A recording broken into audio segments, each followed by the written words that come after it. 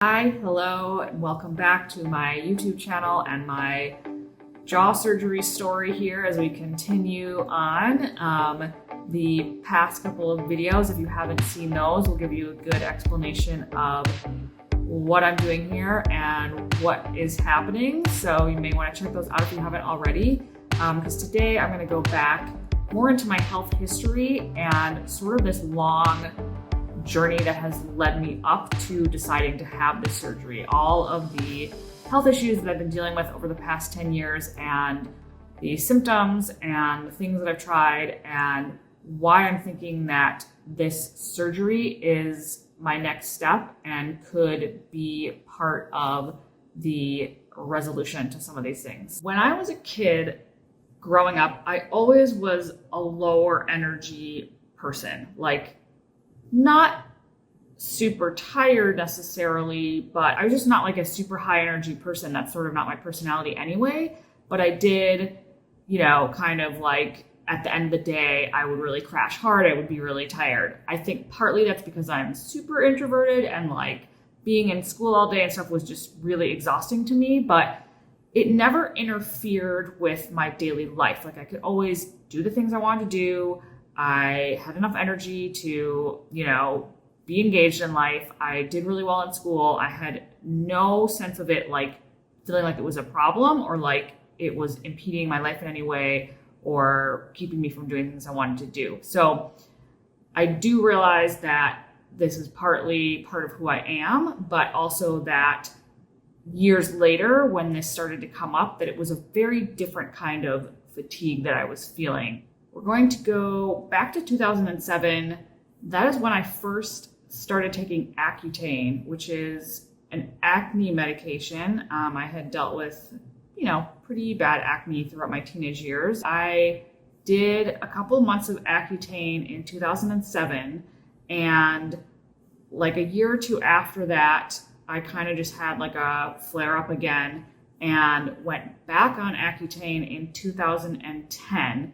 And to me, that was really, there was sort of like a before and after. It was after the second round of Accutane that I felt like things started to change and just kind of kept getting worse and never really recovered. So when I was on Accutane, interestingly, I had a lot of side effects. This is a medication that is known for its sort of terrifying side effects. You have to be on birth control when you're taking it because of the like severe birth defects it can cause.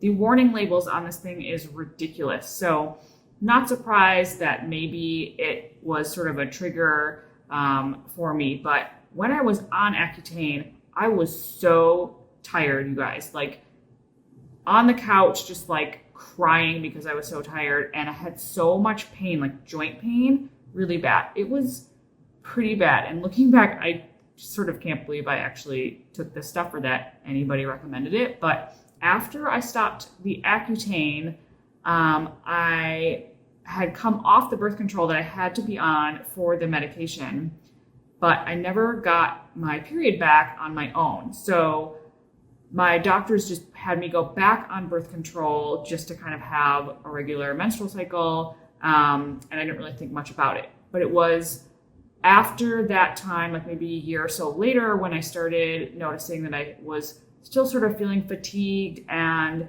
just like a little bit dull or just kind of not myself. I didn't have as much maybe like focus or energy as I was used to. I think I also kind of brushed off some of these symptoms at first because, like I said, I was finishing up my personal training certification.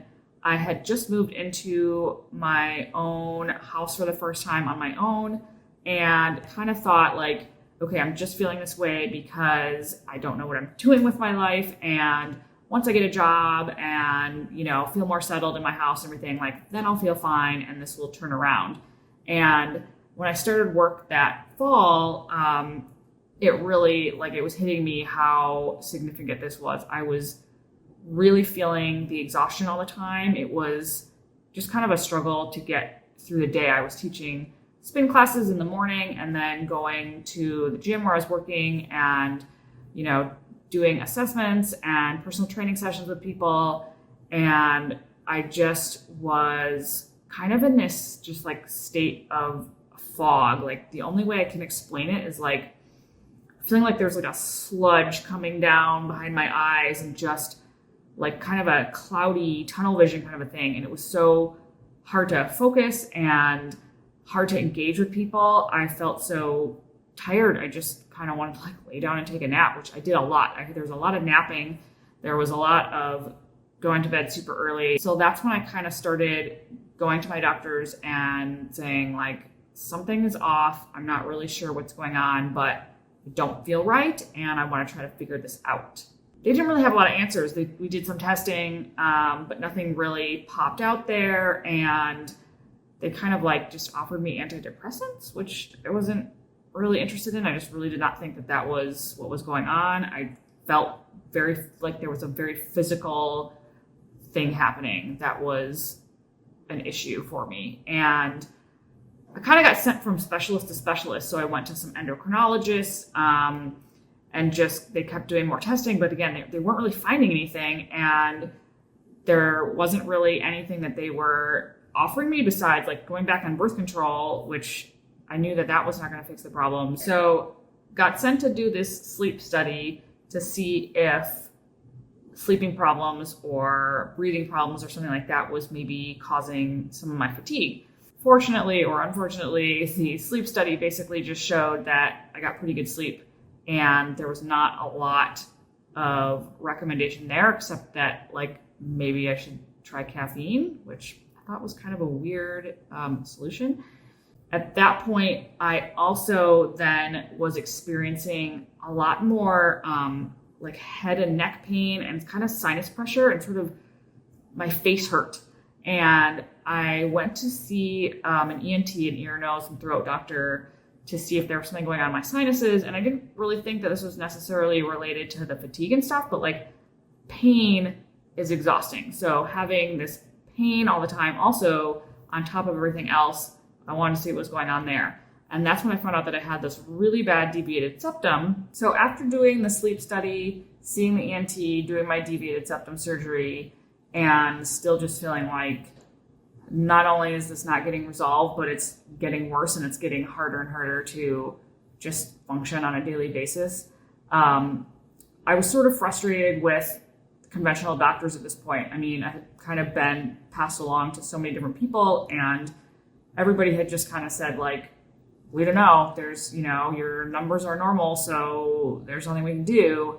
And I decided to try a different approach. I had heard some naturopathic doctors speak at a fitness seminar I had been at, and was really intrigued by kind of their approach to helping find the root cause of whatever issues you're dealing with, and then trying to find ways to sort of support your body so that it can heal itself rather than covering up symptoms with medications. I found a naturopath near me, and I remember very distinctly driving to this appointment through a blizzard and being so tired, like dragging myself up the stairs to her office and just kind of feeling like, please help me, and sort of crashing into her office. And we had this really long conversation. It was probably like an hour and a half. We went through all of my health history, all of my symptoms and everything that had been going on. And she really listened to where I was coming from. And I really felt like finally here's somebody who can see me through this and help me really figure out what is going on and find a solution. We did a lot of testing to kind of get a baseline, and we tried a lot of changes right off the bat, or just doing things like an elimination diet and different treatment protocols. But the results were always kind of confusing, because some of the things that we would have expected to show up based off of my symptoms would be the opposite, or anything that we would try, any supplements or herbs or treatment protocols, like I would not respond to at all, no matter what we did, how high the dose was, or kind of how intense the treatment was. I literally responded to nothing. We're talking for like several years. Anything we'd try, I remember I would go off thinking like, maybe this will be it. And I'd come back to her a couple months later and be like, nothing. I'm in the same place. And it was super frustrating because I wanted some relief. I was really hoping that we could find the root cause and sort of find what this missing piece of the puzzle was that would allow me to start to heal my own body so that it could function at a higher level on its own without maybe having to rely on a medication or a supplement or something. And every time that we would get some new test result or find out some, new piece of information that felt like, oh, this might be it, and we try some new treatment, I would be so excited that like, this is going to be it. This is going to be the thing that is going to change how I'm feeling. Like when we discovered that I had really high heavy metal toxicity, or that I had SIBO, which is small intestinal bacterial overgrowth. Small intestine bacterial overgrowth? I never know which one it is. When we did genetic testing, we found some interesting things there that kind of seemed to explain some things. And every time I would just feel like so hopeful that, okay, we've discovered the missing link, and now this next thing that we're going to try is going to be it. And I would always just end up kind of in the same place as I was, still feeling tired, still feeling super foggy, still struggling to make it through the day. I did start taking thyroid medication several years ago because my thyroid numbers were always really low. That has not really helped my energy, and honestly, my thyroid is still like basically at the lowest of what is considered sort of normal. So it's barely even getting up there with medication. A year or two ago, I started on progesterone and estrogen because those levels were still super low. And that probably is what has helped me the most in terms of giving me a little more energy, reducing the brain fog quite a bit. And I think just kind of like evening out my energy levels. So that's been pretty helpful, but it still is sort of a mystery. It's like, why my body is not producing any of these hormones on its own, and what do we need to do to get that back on track so that I'm not, taking these artificial hormones all the time, which, like I said, are giving me some relief from symptoms, but my numbers are all still like borderline low, even on these medications. I think one of the things that was hardest going through all of this is that as my symptoms got worse and just kind of stayed really bad, like my world got really, really small, and more I was just trying to get through the day and like do whatever I needed to do to take care of myself and survive. And it was just really hard to feel like I couldn't engage with the world, or even like I didn't even have the energy to like talk to people about what was going on. Like I had my doctors and I had a therapist, and they knew really well what was going on for me. And beyond that, like I didn't have the energy to tell people about what was happening.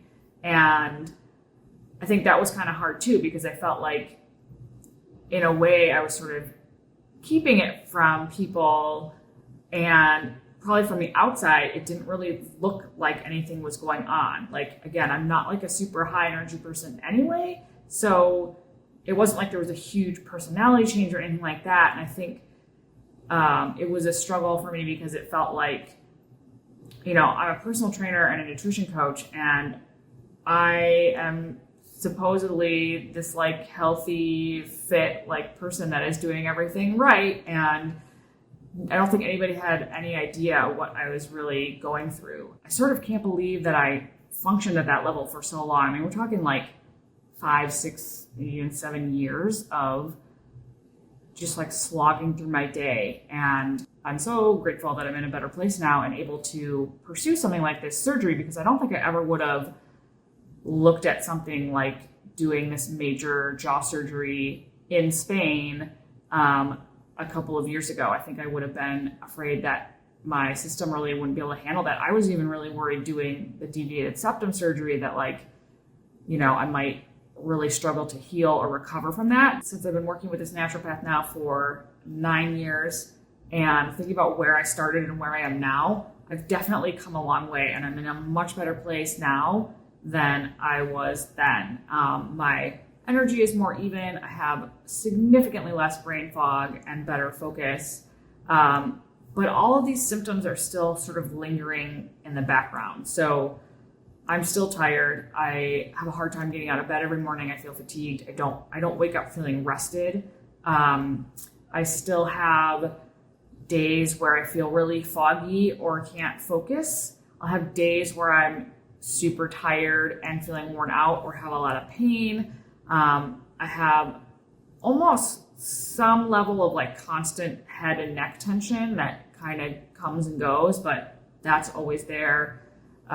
Gut issues are kind of, again, it's just sort of this lingering thing. I get that it's kind of weird that like, why would jaw surgery have anything to do with these hormone levels or, fatigue or brain fog? But I do think that one thing I've really learned throughout all these years and doing all this work is like how interconnected everything is and how there's things we wouldn't expect that affect our systems. I just feel like doing something as significant as like really changing how my jaw and my teeth and my bite function could potentially have a bigger impact on the rest of my system as well. Maybe changing the way that my jaw is positioned could also change kind of how my head and neck and spine are positioned. And, I have all this pain and tension right now. And if that is gone, like what else could that be impacting in terms of the nervous system and sort of that brain to body connection? Or obviously food and digestion starts in your mouth, and I have all these GI issues that have never totally gone away. And like maybe there's some piece of it that is having to do with my bite and teeth functioning. And having heard some of the stories of what other people have experienced having jaw surgery where, they have had, gut issues that have been resolved, or they have had some of this head and neck pain or other pain issues that has really been helped. And one of the sort of consequences of having a jaw formation like I do is that it does close off the airway in the back of my throat. So I kind of have a more narrow airway and potentially could get a very significant increase in my airway after the surgery. So ultimately, I don't know what the surgery is going to bring, besides, for the most part, knowing that it's going to change my bite and change how my jaw functions. Beyond that, this could potentially have side effects, or it could make a lot of these things better. I don't really know. And I don't think anybody's going to guarantee that like after the surgery, I'm going to, solve all my problems by any means. But this is just why it's making me even more curious to see what happens, and really excited to get to this surgery, get it done, get through that initial recovery phase, which I know is going to be kind of rough, and knowing that some of these bigger picture health impacts like wouldn't become apparent for probably quite a while after the surgery. So I just really want to get it done, have several more steps along the way here. Physical therapy, I'm getting a speech evaluation. I need to get a good recovery plan in place with my doctors so that I'm all set to go. So I hope if you're liking these videos, you'll continue watching. Definitely give it a thumbs up or subscribe if you haven't already. And thank you guys so much for coming with me on this journey, and I will see you soon.